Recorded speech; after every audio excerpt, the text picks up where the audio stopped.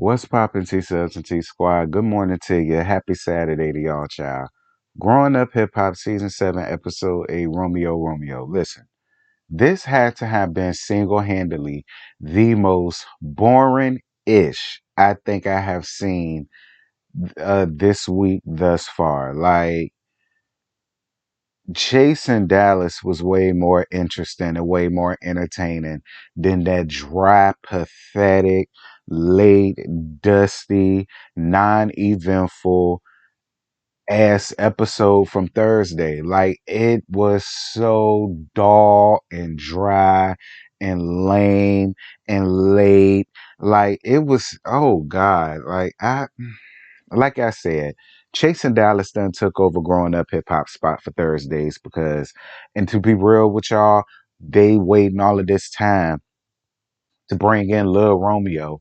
At this point, I really don't even give a damn about him coming back. Like, we 7 episodes and about to be 8 now. We still gotta wait a whole nother damn week to see how these people is gonna take to him and all of the rest of that. And I feel like that's probably y'all banked on that to be the highlight of the entire season. Like, it was boring, all of it. But whatever. JoJo tells Denise about the meeting with Buck.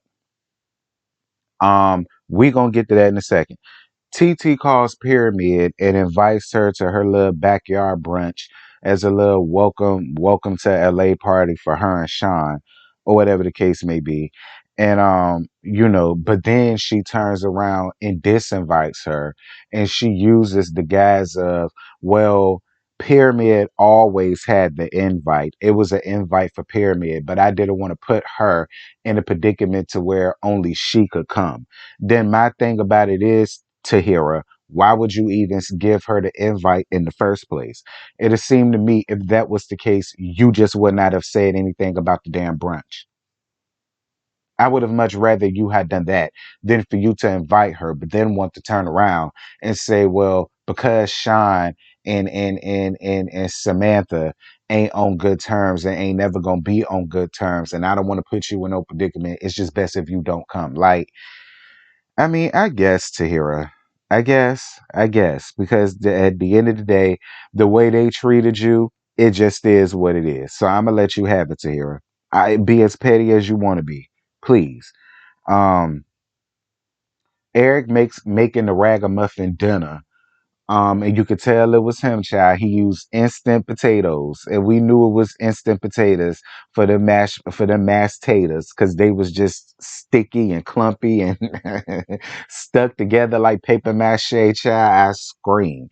But I mean, look, he a man after all. And you could tell he did all of that on his own because it was very it was it gave Section 8 realness. It did. Like, first of all of them rose petals was fake as hell from roses or somewhere like that. Like, Lord have mercy, Jesus, Eric. You could have at least got real rose petals. I mean, the table said it was the bare minimum. Dear God Almighty, child, that salmon look dry. And here it is, I'm allergic to it, and I can tell you, won't no juice nowhere on that damn salmon. I wouldn't eat it. Dear God Almighty. But he did the best he could with what he got. And the ragamuffin went on ahead and accepted it because why wouldn't she not? Yeah, that's all I got. Moving on.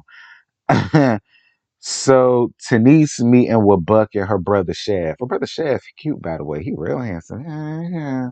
Listen, Denise, I would not deal with Buck no more if I was you. And I'm just gonna leave it at that. I mean, Buck is one of them parents who feel like it don't matter. They the parent, so they're right. So I mean, listen, folk like that, just let them sway in the wind because he's stuck in his ways. And that's just what that's at. Buck is stuck in his ways. Ain't no talking. Ain't no amount of working out. Ain't no nothing. He's just one of them people, and that's just what that's at. So we're going to move on. Ain't no need to hit your head on that brick wall no more, child. He's stuck in his ways. You can forget that. You can forget that, Denise. You did right. Get up and walk out. Moving on. So Samantha DeBarge and Pyramid go around there to the court 5 minutes late, but they showed up. He blamed it on her. for her doing her makeup. Listen, it was him. Listen, he really did. He really did give one of the DeBarge brothers. I'm telling you, with his hair all slicked back and permed up and curled up and Jerry curled down. Yes, God, Miss Sam. Listen, she wanted to look good for the boys in the yard, honey, because that's what she might be going for a year or four. Um, I hope not though. I hope not. You know what I'm saying? I don't want to wish jail on nobody, child. But according to her, she done been there before. She been to prison yard hole before around there. So you know, it is what it is. Moving on. Lil Romeo meeting up with Eric. Of course, Eric. Eric, like I say, Eric and the Ragamuffin ain't got nothing going on around there, so they ain't got nothing better to do than to invite people on and be all up and down for the mess. So it is what it is. So Lil Romeo says that the way things ended the last time was horrible, and he admits that he just could have had conversations with the people that he needed to have them with. Now, the way I remember it was you were supposed to be getting a new show and you started shitting on these people and you started acting like that you was above them and they was beneath you. And that's the way that you treated each and every last one of them, even Angela. You did. That's the way I remembered it. Now you up here running with your tail between your legs. And it's interesting because you was the one that slung your tease about Master Hips running around there not paying y'all. Probably because all y'all money going into that BBL that he that he be walking around with. I cannot listen. I can look. I cannot take the Millers. And to be real, I cannot take Romeo. Romeo, please, child. All right.